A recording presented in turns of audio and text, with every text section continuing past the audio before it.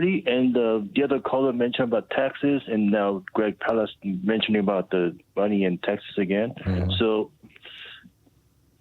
you mentioned that Social Security will run out at some point due to, in my view, not paying their taxes since the Reagan administration. Is that right? Well, what's going to happen is from 1935 up until 1983, Social Security was pay-as-you-go. There was no Social Security trust fund. The checks that Social Security wrote were paid for by the funds that Social Security received. And they could have continued doing that for another 15 years or so. But what they saw was that around the year 2000, shortly thereafter, the boomers would start retiring, and there was this huge demographic bulge.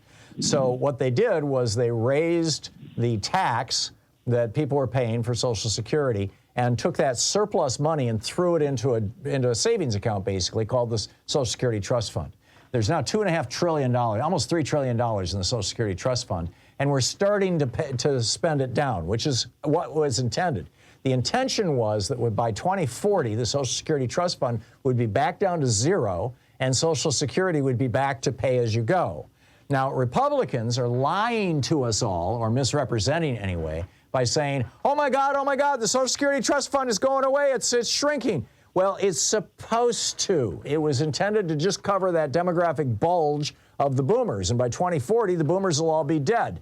And you know, everything will go back to normal. So that's the situation, Johan. But didn't you mention that this country used to pay like 60-70% tax?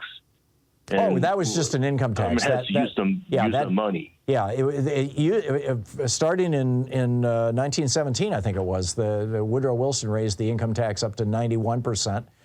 Then it went down after World War I, and then Franklin Roosevelt raised it back up to 91%, and it stayed there until 1967, when Lyndon Johnson cut it down to 74%, excuse me. And it stayed at 74% until the 80s, and then Reagan had a series of 3 major tax cuts and dropped it down to 25%.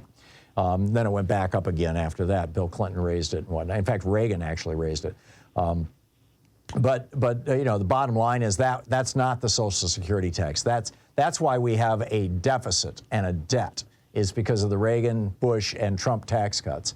But that's not why Social Security, the Social Security Trust Fund is going down. The Social Security Trust Fund is going down because it was intended to go down. Now, the fact of the matter is that probably around 2035, Social Security will no longer have enough money just from the money coming in to be able to pay the money that has to go out.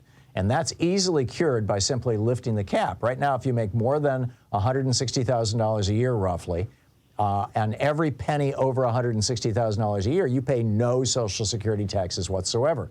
So, you know, if somebody's making, you know, $1 million a year, they're paying less than 20% of the Social Security tax if somebody who makes $100,000 a year or $10,000 a year, where every single penny is paid for with is taxed for Social Security purposes.